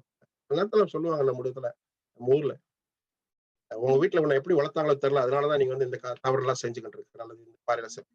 ஏன்னு சொன்னா இதெல்லாம் வந்து நமக்கு கொடுக்கிற ஒரு காரியம் என்பதை நாம் நன்றாக அறிந்திருக்கிறோம் என்பதை நாம் தெரிந்து கொள்ள வேண்டிய ஒரு காலகட்டத்துல இருக்கிறோம். ஆகவே இதை புரிந்து கொள்வதற்காக ஆண்டவர் உங்களுக்கு எனக்கு கொடுக்கிற ஒரு உன்னதமான சத்தியம், teach, train, at the same time discipline them. ஒழுங்கை நம்ம என்ன செய்யணும்? கரெக்டா சொல்லணும். அப்படி இல்லைன்னு சொன்னா நம்ம என்ன செய்யறோம் சொன்னா தவறி விட்டோம். when we care for them with love, with kind words, அவளுக்கு அன்பான வார்த்தைகள் நம்ம என்ன செய்யணும்? சொல்ல வேண்டும். As simply said, spare the rod or spoil the child. டிசிப்ளினை நம்ம கற்றுக் கொடுக்கலன்னு சொன்னா அந்த குழந்தையை கெடுப்பது நாம தான் இருப்போம். ஒரு மனவேதனையோட சொல்றேன். இந்த நாட்டுல ஒரு நம்முடைய இந்தியன் குடும்பம் தான். அந்த அம்மா வந்து நல்ல ஒரு சைட் ப்ராக் மேனேஜர் அப்படின்னு சொன்னா நர்ஸுக்கு தலைமையான ஒரு பொறுப்புல இருக்கிறாங்க. அந்த அம்மாவுக்கு ஒரே குழந்தை தான். ரொம்ப ஆசபாசமா வளர்த்தாங்க. 2 பேருக்கு நல்ல சம்பளம், கிட்டத்தட்ட 60,000 70,000 ஒரு இதுக்கு வாங்குறாங்க. அவங்க 2 பேரும் வந்து சொன்னா ரொம்ப ஆடம்பரமான வாழ்க்கை. அந்த குழந்தைக்கு ஒரே ஒரு குழந்தை தான், 8ஆவதோ 9ஆவதோ படிக்குது. அந்த குழந்தைக்கு வேண்டிய எல்லாம் ஹாலிடே என்ன, கேஜெட்ஸ் என்ன, அந்த பெட்ரூம் என்ன வேணுமோ எல்லாம் கொடுத்தாங்க. எவ்ரிதிங். அவ நினைச்சதெல்லாம் வாங்கினா, செஞ்சதெல்லாம் செஞ்சா. அவ்வளவு ஆசபாசமா அந்த குழந்தைய வாழ்த்தாங்க. அப்போ நீ இதுதாமா படிக்கணும் அப்படின்னு சொல்லிட்டு 9ஆம் வகுப்புல வந்து அவங்க வந்து என்ன செய்யறாங்கன்னு சொன்னா சாய்ஸஸ் ஹியர். நம்ம வந்து 10ஆவது படிக்க போகும்போது எப்படி நம்ம choice science group, maths group அப்படி எடுக்கிறோமோ அதே போல அந்த சாய்ஸஸ் வந்துச்சு இந்த குழந்தைக்கு. அப்ப இந்த அம்மா வந்து சொன்னாங்க, இல்லம்மா நீ மெடிசன் தான் படிக்கணும், இதுதான் வந்து உனக்கு நல்லது, இப்படிதான் போகணும் அப்படின்னு சொல்லிட்டு அந்த குழந்தைக்கு சொல்றாங்க.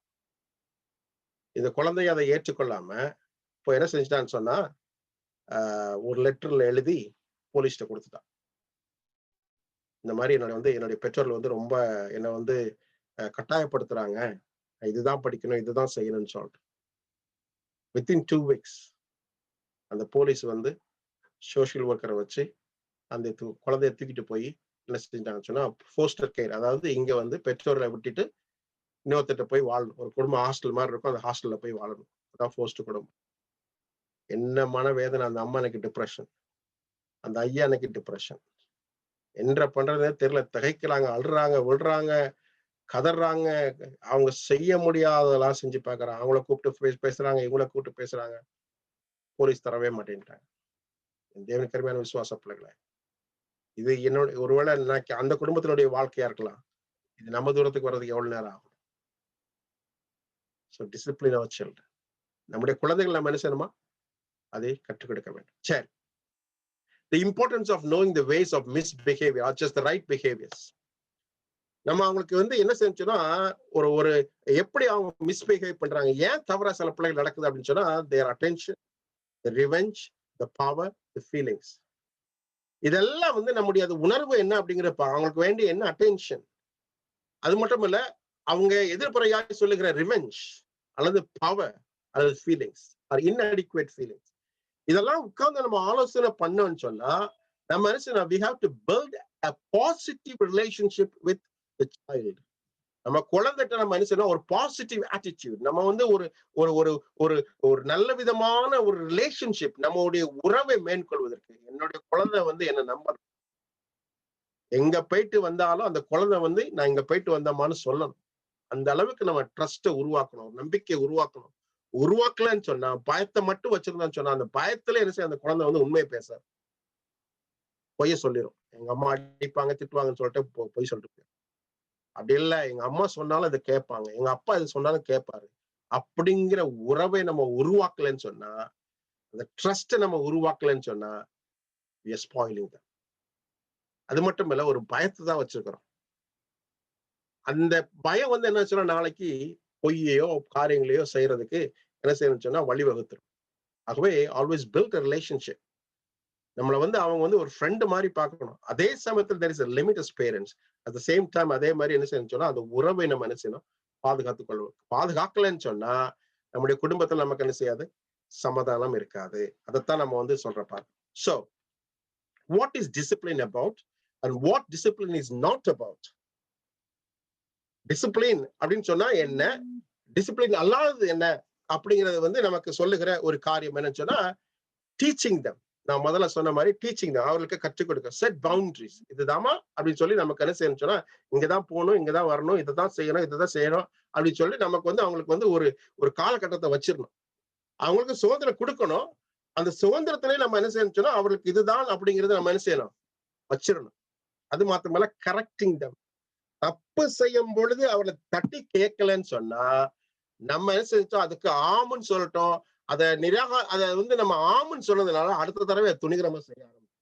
ஸோ சின்னதுலயே என்ன செய்யுங்க, அந்த போட்டுருங்க. அதான் சொன்ன ஊர்ல சொல்லுவாங்க, 5 விளையாதது 50 விளையாது. 3 வயசுக்குள்ள அவர்களுக்கு என்னென்ன காரியம், 5 வயசு வரும் பொழுது they have to carry all the instructions, whatever you tell them. 5 instruction கொடுத்தாலும் 5 இன்ஸ்ட்ரக்ஷன் they should listen. மேல போமா, இது செய்யுமா, இது செய்யுமா, இது செய்யுமா, இது செய்யுமா, இது செய்யுமான்னு சொல்லிட்டு 5 இன்ஸ்ட்ரக்ஷன் கொடுக்கணும். அந்த 5 இன்ஸ்ட்ரக்ஷன் குழந்தை சரியா செஞ்சுச்சுன்னு சொன்னா, he is capable or she is capable. அதுதான் நமக்கு கற்றுக் கொடுக்கிற ஒரு காரியம். So respect. சில பிள்ளைகளுக்கு வந்து நம்ம மாடு பேய் காய் நாயின்னு திட்டுறது உண்டு. அப்படி இல்லை, அவங்களும் ஒரு உணர்வுள்ள ஒரு மகள் ஒரு மகன் அப்படிங்கறத வந்து நம்ம கனெக்ஷன் அவங்களுக்கு ரெஸ்பெக்ட் கொடுக்கணும். அவங்கள ஏதோ அப்படிங்கிற மாதிரி ட்ரீட் பண்ணக்கூடாது. ட்ரீட் பண்ணணும்னு சொன்னா அவங்களுக்கு என்ன செய்யுது, அதை வெறுப்பாயிரும். show them love, show them kindness, treat them with love. செய்யறோம் தாங்க, இல்லைன்னு சொல்லல அப்படின்னா. ஆனா எங்க நம்ம வந்து தவறுகிறோமோ அந்த தவறுதல் மூலமா தான் அந்த பிள்ளைகள் வழிவடைக்கு போறது. அப்புறம் கன்சிஸ்டன்சி, தொடர்ந்து செய்வது, அப்புறம் கோஆபரேஷன். அதான் ஆண்டவர் நமக்கு கொடுத்திருக்கிற இந்த காரியங்கள்லாம் வேதத்துல நமக்கு நன்றாக அறிந்து கொடுத்திருக்கிற ஒரு காரியம். இதெல்லாம் நம்ம செய்யும் பொழுது அந்த உறவு நமக்கு மேம்படும். அது நமக்கு பிள்ளைகள் வளர்ப்பதற்கான காரியங்கள் நமக்கு என்ன செய்யப்படும், கொடுக்கப்படும் என்பதை நம்ம அறிந்திருக்கிறோம். எனக்கு காலங்கள் கடந்து போயிடுச்சு, ரொம்ப இப்போ பார்க்கும் பொழுது ரொம்ப நேரம் ஆயிடுச்சு. அடுத்தது வந்து பனிஷ்மெண்ட். நம்ம சில நேரத்துல வந்து என்ன செய்யறோம்னு அவங்கள வந்து தண்டிக்கிறோம். ஆனா அந்த தண்டனையை வந்து இட்ஸ் நாட் டிசிப்ளின். சில நேரத்துல வந்து நானே நிறைய தவறு செய்வேன். பெல்ட் அடிச்சிடுறது, அதை அடிக்கிறது, இது அடிக்கிறது, கம்பெனி அடிக்கிறது, அடிக்கிறது. கர்த்தர் நமக்கு சொல்றாருன்னு சொன்னா அது பனிஷ்மெண்ட் அப்படின்னு சொன்னா அவங்க செய்த தவறை உணர்த்த வேண்டும். அதுதான் வந்து அப்பதான் அந்த தப்பை திருத்துவாங்க. நம்ம வந்து பேசாம 4 அடி அடிச்சுட்டோம்னு சொன்னா அந்த குழந்தைக்கு வலிக்கும், அது அழுவும், அப்புறம் அதை விட்டு மறந்துட்டு போயிடும். ஆனா அவங்க செய்த தப்பை உணர வைக்கணும். நான் செஞ்சது இது தப்பு, எதுவுமே செய்யக்கூடாது, இதனால எவ்வளவு பெரிய விளைவு இருக்குது அப்படின்னு சொல்லி எப்பொழுது we make them to realize their own mistake, அப்பதான் வந்து நமக்கு என்ன செய்யும், அந்த ஞானம் வரும். அப்படி சொல்லும் பொழுது எக்ஸ்பிரஸிங் ஆங்கர். அதாவது நம்ம வந்து என்ன செய்யறோம்னு சொன்னா நம்ம யார் உள்ள கோபத்தையும் கடைசியில எங்க போய் காட்டுவோம், பிள்ளைகள் மேலதான் காட்டுவோம். கணவன் திட்டிருப்பாரு, வேலை ஸ்தலத்துல திட்டு இருக்கும், அல்லது வேற ஏதாவது காரியம் இருக்கும். அந்த இதெல்லாம் அந்த கோபம் எல்லாம் யார் மேல காட்டுவோம்னு சொன்னா பிள்ளைகள் மேலதான் காட்டுவோம். அல்லது கண்ட்ரோலிங் தம். ரொம்ப ஓவர் கண்ட்ரோலா இருந்தாலும் அந்த பிள்ளைகள் வந்து என்ன செய்யும், ரொம்ப கண்ட்ரோல். அதே சமயத்துல வந்து there is a limit. அதை நம்ம புரிந்து கொள்ள வேண்டும். அதுதான் வந்து நமக்கு சொல்லுகிற ஒரு காரியம். ஆகவே நமக்கு சொல்லுகிற அம்மையாருடைய செய்திகளை பார்க்கும் பொழுது வேதம் நமக்கு சொல்லுகிற அதாவது அம்மையாருடைய புத்தகத்தை வாசிக்கும் பொழுது we have to, before taking up themselves the possibilities of fatherhood and motherhood, எப்பொழுது நம்முடைய தகப்பனாக தாயாக நம்முடைய வாழ்க்கை மாறுகிறது அப்பொழுது நம்ம we have to be acquainted with the laws of physical development. அவருடைய உணர்வு ரீதியான மாற்றங்கள், அவருடைய psychological, physiological, hygiene, bearing, parental influence with law, hereditary, sanitation, rest, exercise, and all the treatment of disease. They should always understand the laws of mental development. இதெல்லாம் பெற்றோர்களாக்கி நமக்கு தெரிஞ்சிருக்கணும். அவங்களுடைய எல்லா வளர்ச்சியிலும் பாடத்துல நம்ம நினைச்சிடணும், அவைகளை கற்றுக்கொண்டிருக்க வேண்டும். ஆண்டவர் இன்னும் சொல்லும் பொழுது வேதம் சொல்லுகிறது, நீதிமொழிகள் புத்தகம் 22ஆம் அதிகாரம் 14, பிள்ளையின் நெஞ்சிலே மதியினம் ஒட்டி இருக்கும், அதை தண்டனையின் பிரம்பு அவனை விட்டு நீக்கும், அது அகற்றும். அப்போ அவனுக்கு கொடுக்க வேண்டிய தண்டனை கொடுக்கணும். ஆனா அதே சமயத்துல வந்து அவனை என்ன செய்யணும்னு சொன்னா அந்த மதியினத்தை விளக்க வேண்டும். மதியினம் சொன்னா அந்த பிளைண்ட்னஸ், அந்த என்ன செய்யணும், அவங்களை இடத்துல நீக்கலாம். எப்படி நீக்கிறது, அவனை உட்கார்ந்து நீ செஞ்சது தவறா, சப்பா, ஏன் அப்படி செஞ்சிருக்கணும், இதை செஞ்சுதான் நல்லா இருந்திருக்கணும் அப்படின்னு சொல்லி அவனை யோசிக்க வச்சு, அவனையும் அவளையும் உட்கார வச்சு யோசிக்க வச்சு, நீ செஞ்சது தப்புன்னு அவனை உணர வச்சு இது அப்படி செய்யக்கூடாதுன்னு சொல்லி ஆலோசனை சொல்லி அவனுக்கு கொடுத்து வரும் பொழுதுதான் அவளை என்ன செய்யணும்னா நம்ம நினைச்சிடும் 2 அடி அடிச்சவன்னு நினைச்சிடும் அவன் அழுதுட்டு போயிடுவான், அல்லது மகள் அழுதுட்டு போயிடுவான். ஆனா அவன் என்ன செய்ய மாட்டான், நம்ம மதீனத்தை நீக்க மாட்டோம். மதீனத்தை நீக்கினாத்தான் நம்ம கண்டிப்பினுடைய டிசிப்ளின் பண்றோம் அப்படிங்கிறது வந்து நமக்கு நன்றாச்சு சொல்லியிருக்கிறது. So what is very important அப்படின்னு சொல்லி பார்க்கும்பொழுது வேதம் நமக்கு சொல்லுகிற ஒரு உன்னதமான காரியம், why discipline is important, lack of self control, they do not respect their parents. எனக்கு அதுதான் பெரிய ஒரு, அப்பா நீ சொன்னா எனக்கு என்ன, அம்மா நீ சொன்னா எனக்கு அப்படிங்கிற மாதிரி போயிடுச்சு. ஏன்னு சொன்னா அந்த விதமான காரியத்தை தவற விட்டுட்டேன். lack of self control. அவங்களால ஒரு சுயத்துல நிக்க முடியல, ஒரு டிசிஷன் எடுக்க முடியல, இதைத்தான் செய்யணும் அப்படி செல்ஃப் கண்ட்ரோல் இல்லை. ஆனா அந்த காலத்துல எல்லாம் நம்ம வந்து நமக்கு ஒரு ட்ரெஸ் தான், வருஷத்துல ஒரு ட்ரெஸ் தான் கிடைக்கும், அது போதும், அது கிடைச்சாலே பெருசு அப்படின்னு. ஆனா இன்றைக்கு போனதெல்லாம் பார்த்ததெல்லாம் வாங்கணும், கேட்டதெல்லாம் பார்க்கணும், பார்த்ததெல்லாம் வாங்கணும். அதுதான், ஏன்னா அப்படி ஆயிப்போச்சு. they will not know what is appropriate behavior. நம்ம கற்றுக் கொடுக்கணும், இதுதான் பிஹேவியர், இப்படிதான் இருக்கணும், இதுதான் செய்யணும், இதுதான் செய்யக்கூடாது. you should make them boundaries and limits. they will have to have a social skill at the same time for making friends. At the same time they should know to share. அது வந்து நம்ம சொல்லணும், என் friends கூட போனோமா, இது சாப்பிட்டோமா, இங்க போனோமா, இங்க வந்தோமான்னு.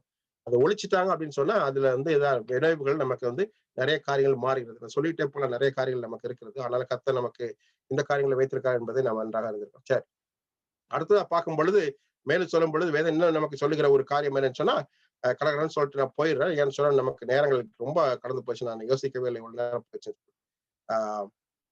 அடுத்ததாக பார்க்கும் பொழுது, பிதாக்களே நீங்களும் உங்கள் பிள்ளைகளை கோபப்படுத்தாமல் கர்த்தருக்கேற்ற சிஷ்டையிலும் போதனையிலும் அவர்களை வளர்ப்பீர்களாக. சில நேரத்துல வந்து நம்மளே பிள்ளைகளை கடுப்பேத்திரும். அப்படிதான் நம்முடைய வார்த்தையில சொல்லணும்னா நம்முடைய கோபப்படுத்திடும். அந்த கோபத்துல என்ன செய்யாது, அந்த பிள்ளைகளை கேட்காது போயிடும். அப்ப நம்ம என்ன செய்யணும்னா ஜாக்கிரதையா பேசணும். வேதம் சொல்லுகிறது, பிதாக்களே நீங்களும் உங்கள் பிள்ளைகளை கோபப்படுத்தாதீங்க. கோபம் வர்ற மாதிரி சில நேரத்துல வார்த்தையில திட்டிட்டு என்னதான் பேசுறது, இதுதான் பேசணும். சில பெற்றோர்கள் நம்ம நினைச்சிடும் பேசி தீத்துரும். அவ்வளவுதான், மனசு உடைஞ்சு போய் எத்தனையோ பேர் இன்றைக்கு வந்து சூசைட்லாம் அட்டெம்ப்ட் பண்ணிருக்காங்க. ஆனா அப்படி கிடையாது. பெற்றோர்களாகிய நாம நம்மளுடைய கவனத்தை எங்க வைக்கணும்னு சொன்னா, என்ன பேசுறோம் அப்படிங்கறது கவனத்தை வைக்கணும். அவங்களை கோபப்படுத்துறோமா அப்படிங்கிறதுக்காக அது ஆண்டவர் நமக்கு சொல்றாரு. கர்த்தருக்கேற்ற சிச்சை அப்படின்னு சொன்னா, கர்த்தர் எப்படி தம்முடைய பிள்ளைகளை சிட்சிக்கிறார்? இஸ்ரவேல் ஜனங்கள் வணங்கா கழுத்துள்ளவர்கள் தான் விலகிதான் போனாங்க. ஆனால் என்ன செய்தார்? அவளுக்கு வேண்டிய காரியத்தை அவர்கள் கொடுத்தார். அதே மாதிரி the home should be to the children, it should be the most attractive place in the world. East or west, home is the best அப்படி சொல்லுவாங்க. எங்க போய் எங்க வந்தாலும் சரி, நம்முடைய வீடு தான் அவர்களுக்கு வேண்டிய ஸ்தலமாக இருக்க வேண்டும். அப்படி அந்த இடத்துல அன்பு கிடைக்கல, வேற இடத்துல அன்பு கிடைக்குதுன்னா அங்க போயிருவாங்க. இதுதான் இன்றைக்கு நடக்கிற ஒரு காரியம். ஆகவே நாம் we should make the home as an attractive place in the world. Wherever they go, whatever they do, they have to come back home, sit with the parents, talk with them. That should be the greatest attraction for them. அதே மாதிரி children have sensitive love natures. They're easy to be pleased and easily made unhappy. டக்குன்னு upset ஆயிடுவாங்க. But a gentle discipline, அடிக்காம வளர்க்க முடியுமா பிள்ளைகள் அப்படின்னு சொல்லி இன்னைக்கு கேட்கலாம். ஆனா gentle discipline அப்படிதான் இன்னைக்கு வளர்க்க முடியும். ஏன்னா கம்பெடுத்து பெரம்பெடுத்து நம்ம அடி வாங்குற மாதிரிலாம் அடிக்க முடியாது, பழ முடியாது. இல்லைன்னா நம்ம தான் பிள்ளைகளை இழந்துடும். அதுக்கு நம்ம சொல்லிக் கொடுக்க வேண்டிய a gentle discipline is needed அப்படின்னு சொல்றாங்க. என்ன சொல்ல போனா, the very best legacy parent can leave the children, the knowledge of useful labor and the example of life character. நம்முடைய வாழ்க்கை குணநலம் நம்மளுடைய பிள்ளைகளுக்கு அதை என்ன செய்யணுமா, ஒரு நித்தியமாக அது நம்ம கொடுக்கிற ஒரு பெரிய என்ன செய்யணுமா அதிகாரமா இருக்க வேண்டும்.